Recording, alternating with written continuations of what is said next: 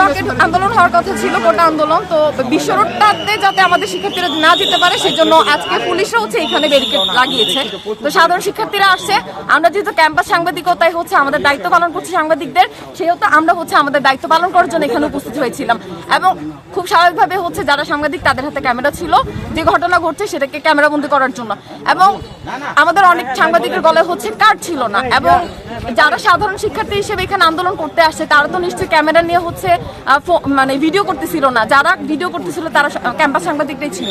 ওই জায়গা থেকে হচ্ছে তারা আজকে আমাদের একটা সাংবাদিকের গায়ে হাত তুলছে এবং ওর হচ্ছে মাথা ফেটে গেছে বেসিক্যালি তাদের হামলায়। এবং আজকে তাদেরকে এটা জবাব দিয়ে যেতে হবে তারা কেন সাংবাদিকের গায়ে হাত তুলছে।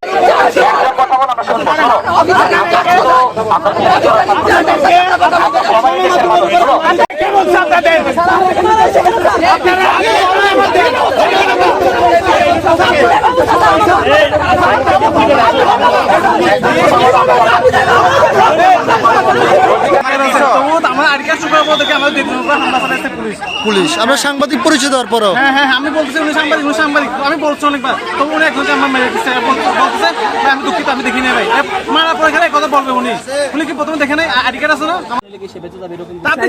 দেখেন আপনারা বলেন, সরাসরি বলেন কি অবস্থা নেবেন। যদি সে আহত হয়ে থাকে তাকে আগে তোমরা এই অবস্থা কি আছে? এটা কি আমাদের কি মনে হয় এটা কি আমাদের কালারটা আপনারা এইভাবে লাগালাম